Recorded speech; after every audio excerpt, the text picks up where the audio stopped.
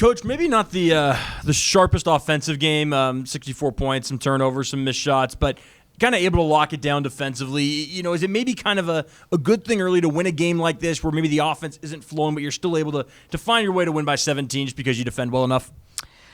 I hope so. I mean, I hope so. I don't know that we were special in any capacity tonight. Pretty underwhelming response after the first quarter, especially in the second half, coming out of halftime. I think, again, we would look at this film and see we have the players we want shooting wide open threes, and we missed them all. And so we won't win very many games if we shoot this poorly from three, just because how people will play us.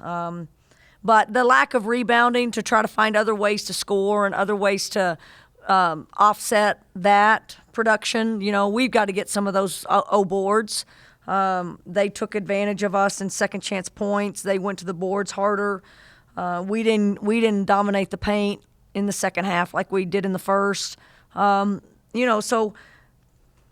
I don't want to give us a pass for, it's just a bad shooting night, because I think we have to find different ways to be more effective and better against whoever we're playing, so we're more competitive as we go. Alex got some extended minutes and seemed to really kind of, especially in the first half, defend the paint very well. I think 4 block shots, had a couple putbacks. What have you kind of liked out of her as she's kind of adjusted to the college game? Yeah, I think she's done really good defensively. Again, I think everybody had moments tonight of some real good plays. Her blocks, her changing the game, she's getting to know our plays and our system a little bit and how to play with other people. I think that's a big adjustment for her. She just doesn't know it is good, so she's going to make a few more. I didn't realize I needed to be there at the timing of our offense. The 5-player can really save the day a lot, we say, by getting into things fast and helping the ball handler in situations. And she's a little slow on some of those, but I felt like tonight she was better than she has been. Her rebounding was good. I think she should be even a better rebounder at times, and she needs to help us. We're going to need her a lot this year, and we got to find some easy baskets for her, I think, as we go. The first game, Jenna hit, I think it was 4 threes. Not as many the last couple of games, maybe struggling a little bit with some of those open looks you were talking about. What do you kind of think, though, it says to maybe her confidence and even your confidence in her that she's still, willing to pull the trigger and not getting hesitant, even when maybe she's not seeing the shots go in? Believe me, she will not worry about missing a shot. She is, and that's really what you want from a shooter. I'm not worried at all about her misses. I want our players and our young players to get a little bit more obsessed with getting some extra shots in, with a purpose, regular extra shots. And I think freshmen are really struggling because they're still trying to just get their head above water a little bit. And they can't find the time to get in the gym a little extra. And that goes a long way for, someone that just wants to stay in great rhythm with their shot. But, again, big moments, lights are on. I really believe that Jenna's going to make those shots, and we need her to. The stuff that we're running, we're getting some really good looks. We have the right people shooting them. I think we left a lot of points out there. When Charlize doesn't score and AT doesn't score and Jenna gets the shots she gets and doesn't really score, I think it's encouraging that we could have had a lot more points out there. But I don't want to give our players too much of that pass, because I think we needed to find other ways to put some points on the board. On Thursday, you spoke about Ellie's kind of demeanor and how she's kind of up there with the upperclassmen, kind of being very even-keeled, and we've seen that translate to the floor with very consistent games. What have you seen from her, and what does she add to this team, especially today? I thought she had a couple of turnovers that were unusual for her. Like the last game against Gonzaga, she made some unbelievably high IQ, not risky plays, just kept us going and giving us extra possessions. And she has that kind of IQ. She knows when and where to get the ball. She has great feel for the game. She's just a high IQ player, not to mention she's highly skilled. I think we've just got to keep getting her great reps with the starters, in practice. Everybody wants to get a lot of reps. And she's key for us because she can play with those starters and players that are a little bit faster in our offense. But she's picked up things so well. She's good defensively. You can tell she's really well liked, and the team loves her. And she's just not afraid of the moment either. She's gonna be battling and making shots and taking shots, and I love that about her. Then early in the game, or I guess midway through, Bella seemed to get a little roughed up, but she was great out the gate and seemed to be the typical Bella that we're all used to and love. And what have you seen from her early on and her start of the season? What does she need to do to really put it on? Well, I mean, I think honestly, and we didn't have hardly enough time to put to bed Gonzaga, with this quick turnaround. But, Ejim, I always say Ejim. That really good player from Gonzaga. Yeah. She really probably, she kind of took it to Bella in physicality, in production.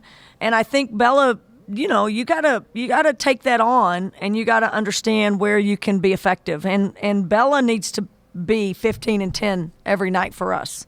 Tonight she's 7 rebounds, 16 and 7. So she needs to have that kind of physicality and presence and touches and making good decisions. And, the 4 turnovers are probably not good enough for her. She's got to be better than that.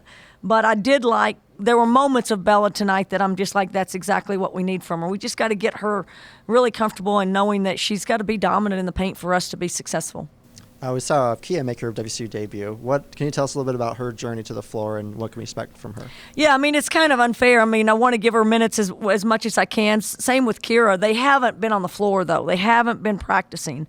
It's probably asking too much of them to be perfect in what we try to do or to be super consistent because they just haven't put very many days in of practice. So both of them getting on the floor is a great thing. Kira obviously is a little bit ahead of Kia. Kia's been banged up. And then banged up again, and then banged up again every time she kind of gets going. So I thought she made good decisions. She made a next pass and had an assist tonight that was just perfect. She can shoot the ball. She's got an ability to get to the rim. She just needs decision-making reps. She's just got to be in the fire a little bit and figure out what she can and can't do. But gives us a little bit more depth And tonight, I think it was real important, especially with the quick turnaround, that we rested a lot of our players and didn't extend them out too far. Due to the larger margin of score that you guys had here today, you're able to get some players some more decent time playing. What does it mean to kind of get newer and younger players kind of more into the system and give them that experience that they need early on in the season? Yeah, I mean, I think you see or maybe you can or can't. I'm not sure. Kia's really athletic. Kia's very athletic. They bring some dimension to our team, and if we can get some minutes from them that are quality and of the level, we really do need to think long term and understand that we've got to rest our starters and those heavy minute players in our program. So I think it's key and plus I think they're talented enough to help us. They're different than what we have in the gym. So we need to use them. I think when we get Jessica back, and she's not far, I don't think, from getting back on the court too. Just a different body, different thing that people have to worry about. And I think it helps us, throughout the long haul of the season. So like our depth, think it can tonight, I don't think it was real reflective of who we are, but I think we're piecing it together, and eventually I think we'll have great depth in our program. This team is also really connected. I can just tell from being out on the floor, they're really close together, really tight-knit group. What does it mean for you to just kind of see that connection with everyone form very early on in the season? Yeah, I mean, I do. I think this team likes each other. I'm not sure we're tough enough. I think toughness is, there's nothing wrong with smiles and having fun, and I want us to play with all of that, but we got to be tougher, and players that come off the bench have to find ways. That's not just about shooting the basketball. Everybody, that's so easy just to say, I need to make a basket to be effective.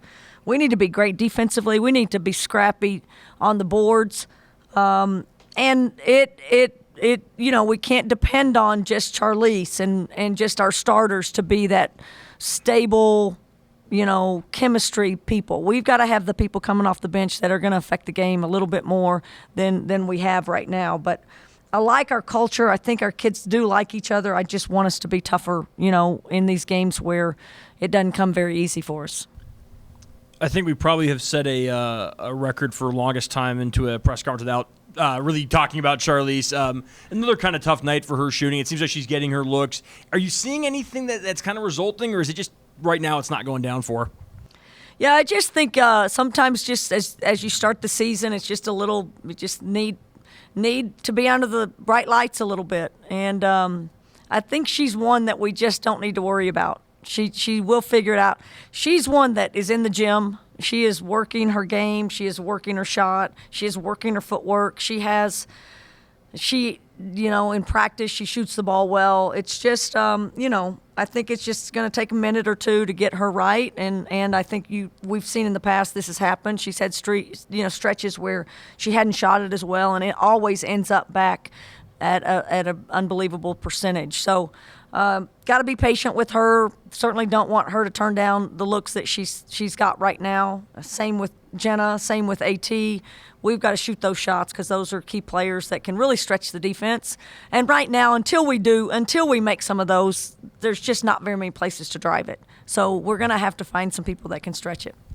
What do you think it says about kind of the standard that you guys have established as this program, to where you win a game by 17 and a few years ago that's like, great, we won a game by 17, and now it's not satisfactory enough because you didn't do these things right. I mean, it kind of does, it feels like it speak to kind of where you guys have gone to a point where almost 20-point wins just aren't good enough if the performance isn't good enough. Yeah, I mean, I do. I think that's we walk a fine line of celebrating wins, which I want our kids to walk away being happy as they can be. No one's really going to care about this number down the road, but not being satisfied. I mean, we just can't be satisfied with this performance and 15 points, 14 points, 12 points in the final three quarters. I mean, we have got to find different ways to score if it's not going in.